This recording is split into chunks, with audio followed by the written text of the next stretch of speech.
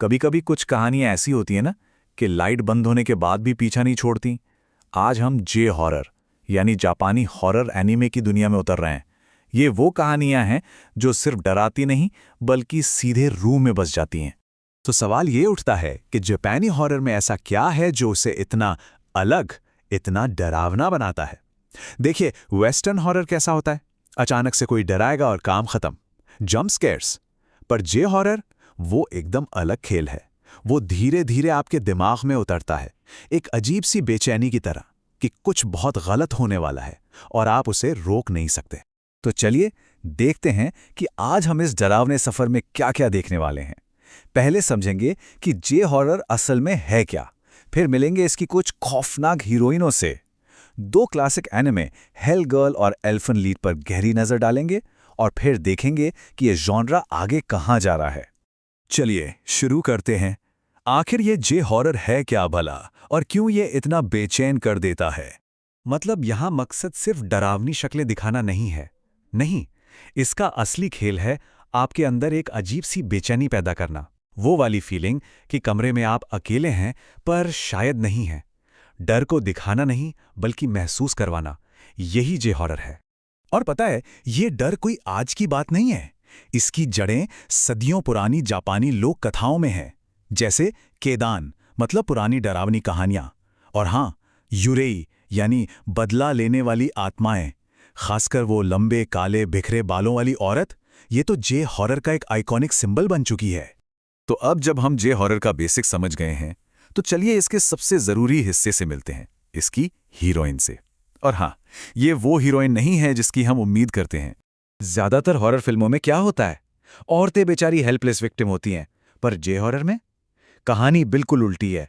यहां औरतें अक्सर शिकारी होती हैं, वो खुद हॉरर का सोर्स होती हैं।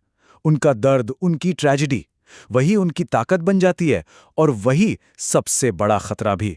इस बात को और अच्छे से समझने के लिए चलिए एक केस स्टडी देखते हैं। हेल गर्ल की दुनिया में चलते हैं। एक ऐसी कहानी जो एक सिंपल सा सवाल पूछती है, बदले की क्या कीमत चुकाने को तैयार हैं? तो ये है डील, हेल करस्पॉन्डेंस। आपको अपना बदला मिल जाएगा, आपका दुश्मन सीधा जहन्नुम जाएगा। लेकिन एक शर्त है, जब आपकी मौत होगी तो आपकी आत्मा भी वही जाएगी, हमेशा के लिए। सोचिए जरा, क्या कोई बदला इतना कीमती हो सकता है?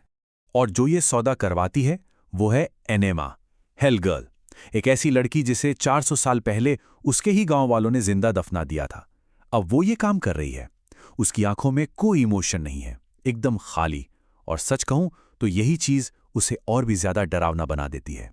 अंधेरे में खोई हुई बेचारी परछाई, क्या तुम देखना चाहोगी कि मौत कैसी होती है? अच्छा, अब हेल गर्ल से बिल्कुल अलग एक दूसरे एनिमे की बात करते हैं, एल्फन लीड। ये एक ऐसा एनिमे है जो एक ही वक्त में खूबसूरत भी है और बेहद क्रूर भी। यह मासूमियत और हिंसा का ऐसा कॉकटेल है जो आपको परेशान कर देगा। कहानी है लूसी की। एक तरफ वो एक खतरनाक म्यूटेंट है जिसके पास किसी को भी पल में चीर देने की ताकत है। वो इंसानों से नफरत करती है। पर दूसरी तरफ उसी शरीर में एक और पर्सनैलिटी है, न्यू, एकदम बच्ची जैसी, मासूम, जिसे हिंसा का मतलब भी नहीं पता।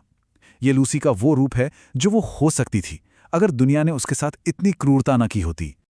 और यहीं पर यह एनिमे आपको फंसा लेता है, क्योंकि आप न्यू को पसंद करने लगते हैं, उसके लिए अच्छा चाहते हैं, पर आप जानते हैं कि न्यू के साथ साथ आपको लूसी को भी अपनाना पड़ेगा। मतलब जिस किरदार से आपको डर लग रहा है उसी से आप हमदर्दी भी जता रहे हैं। यही एल्फन लीड की सबसे बड़ी ताकत है। देखिए, एनमा और लूसी इस दुनिया में अकेली नहीं हैं। जे हॉरर ऐसी ही कई खतरनाक फीमेल किरदारों से भरा पड़ा है। चलिए कुछ और चेहरों पर नजर डालते हैं जो आपकी रातों की नींद उड़ा सकते हैं। ये हैं साचिको शिनोज़ाकी, कॉप्स पार्टी से। देखने में तो एक प्यारी सी स्कूल की बच्ची लगती है ना? पर इस मासूम चेहरे के पीछे जो हैवानियत छिपी है उसकी आप कल्पना भी नहीं कर सकते। इसे अपने शिकार को तड़पाने में मजा आता है, और मरने से ठीक पहले वो उनकी जबान काट देती है। ये जे हॉरर का क्लासिक मूव है। जो सबसे मासूम दिखे अक्सर वही सबसे खतरनाक होता है। मेरा आता है हिगुराशी वेन दे क्राई। यहां तो लगता है जैसे पूरा का पूरा गांव ही श्रापित है। हर किरदार का अपना एक गहरा काला राज है और जैसे जैसे कहानी खुलती है वो राज एक एक करके सामने आते हैं और नतीजा बहुत भयानक होता है। यहाँ कोई भी बेगुनाह नहीं है। और अगर आज के दौर की बात करें तो वंडर एग प्रायोरिटी है। ये जे हॉरर को एक बिल्कुल नए लेवल पर ले जाता है। ये मेंटल हेल्थ, सुसाइड और ड्रामा जैसे मुश्किल मुद्दों को बहुत ही रॉ और ईमानदार तरीके से दिखाता है। इसे देखना आसान नहीं है, पर यह आज के समाज की एक जरूरी और डरावनी सच्चाई बयान करता है। तो हमने जे हॉरर के कुछ सबसे खतरनाक किरदारों से मुलाकात कर ली, पर सवाल ये है कि ये जॉनर भविष्य में कहाँ जाएगा? डर का अगला चेहरा कैसा होगा? तो हमने क्या देखा? जे हॉरर का फॉर्मूला 3 चीजों पर टिका है। 1, साइकोलॉजिकल डर जो शो खत्म होने के बाद भी आपके साथ रहता है। 2, लोक कथाओं की गहरी जड़ें। और 3, वो ट्रैजिक हीरोइनें जो शिकारी भी हैं और शिकार भी। ये एक ऐसा मजबूत फॉर्मूला है जो दशकों से काम कर रहा है। लेकिन जे हॉरर रुका हुआ नहीं है, ये बदल रहा है, इवॉल्व हो रहा है। अब ये वर्चुअल रियलिटी और कॉस्मिक हॉरर जैसी नई थीम को भी अपने में मिला रहा है। ये दिखाता है कि डर का कोई एक रूप नहीं होता, वो हमेशा नए नए तरीकों से हमें डराने आता रहेगा। तो आखिर में वही सवाल, हम इन दर्दनाक डरावनी औरतों की तरफ इतना क्यों खिंचते हैं? शायद इसलिए कि कहीं ना कहीं हम उनके दर्द, उनके गुस्से, उनके बदले की भावना से जुड़ जाते हैं। खैर, वजह जो भी हो, एक बात तो पक्की है, जे हॉरर हमें हमेशा डराता रहेगा और हम डरना पसंद करते रहेंगे।